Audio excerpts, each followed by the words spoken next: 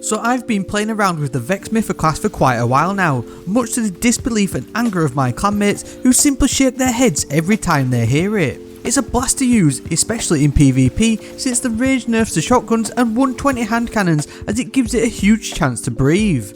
This build we've got today is far more catered to PvE though, where it turns up the dial of this fabled exotic all the way to 11. Vex Mythoclast is a solar energy fusion rifle with a normal full auto firing mode much like an auto rifle, as well as its alternate linear fusion rifle mode with temporal unlimiter. Defeating enemies will grant stacks of overcharge, which at a 6x stack you hold to reload, giving you 3 linear fusion rifle shots which do pack a punch, turning it into a special weapon. But it's the catalyst for Vex Mythoclast which really makes it shine, and I highly recommend getting it as soon as you get this exotic to drop from the Vault of Glass raid. The catalyst grants the calculated balance perk where higher stacks of overcharge increase its stability. And so this is where we start the build, because you're going to be using Vex a hell of a lot, so it being the best it can be with the catalyst in place is a must, to be honest. Mantle of Battle Harmony is the next piece in the puzzle. It's an absolutely top tier exotic for Warlocks, and if you haven't got it by now, you definitely need to. Matching weapon takedowns with a damage type matching your subclass grants super energy. This procs the energy siphon perk in game, and it gives a huge bump to super energy during this time. Once your super is full however, matching kills to your subclass type will grant a damage boost to that weapon damage type. This is a 20% damage boost and procs via the absorption cells perk. This can be indefinitely topped up for 10 seconds on subsequent kills and is very potent for both ad clear and DPS when required. It works perfectly with Vex in both its default and linear fusion firing modes. You definitely want to mainly use its default mode while you build up your super, but once you've got your damage boost rolling, temporal unlimiter is the way.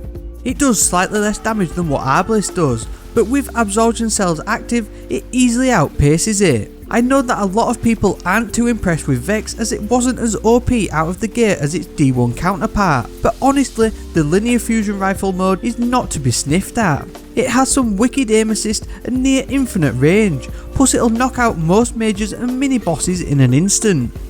Before we get into the mods we're using, let's discuss the subclass first. Obviously, you'll be needing a solar subclass, and as we're going to be maining our solar weapons along with Battle Harmony for the infinite damage boost, Attunement of Sky is where we are going to start. It offers arguably the best neutral game abilities with both the Icarus dash and the Celestial Fire melee, while offering improved in-air accuracy of all your weapons thanks to the Winged Sun perk. You'll rarely be needing your Daybreak super, but it'll do bits when you need mass ad clear the most. Now there's a bunch of mods you can chuck into this build to round it out and benefit all aspects of your gameplay. First up is a bunch of must-have elemental well mods. Elemental armaments will create elemental wells on solar weapon final blows, and when you collect these, not only will they grant energy to all of your abilities, but it'll also boost your super cooldown even further with the Font of Wisdom mod. This mod technically boosts your intellect stat to 100 and Battle Harmony will stack on top of this. Quick Charge is the best charge with light mod to pair with Vex and is quite possibly even a tad bit broken. This mod was meant to grant charge with light on multi-kills with shotguns or fusion rifles, both of which use special ammo, and due to the ammo cost to grant charge with light was way higher than what it is with the Vex Mythoclast. Just 2 enemy kills will make you charge with light, and given Vex is a primary ammo fusion rifle, it's as easy as it gets. You also get a boost to handling with its secondary Ever Ready perk too. You can do literally anything with charge with light in this build to be honest, but I definitely stay away from high energy fire. The boost offered from this really messes with the uptime of absorption cells during normal play, so I definitely lean more towards something like Protective Light in endgame content, or even Lucent Blade and Argent Ordnance for boosting sword and rocket damage during damage phases.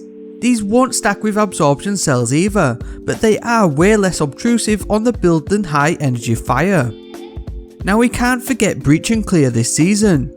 This offers a huge 30% debuff on enemies for 10 seconds and is super easy to proc with any grenade launcher. It further boosts damage output on top of absorption cells or charge with light buffs.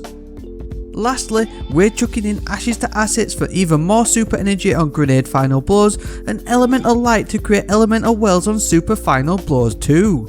Unflinching fusion rifle aim as well as scavenger mods will also be an added bonus. Lastly, on top of using Vex Mythoclast, we'll be using Ignition Code to proc the Breach and Clear debuff often. With a slide shot and blinding grenades roll, it'll make clearing adds a piece of cake, and if you use Danger Zone, it'll increase the radius of the blinding effect too. HEZEN Vengeance is our power weapon of choice, especially when paired with the Argent Ordnance mod. This is going to become a meta DPS weapon next season once Anarchy gets its impending nerf. There's a ton of great roll options on this Vault of Glass raid rocket launcher. Auto loading and lasting impression is a great roll, but even overflow or vorpal weapon will still be great. If you've got the TIMELOST version from the Master Raid, you can pick multiple perk options as well as place adept mods on it too.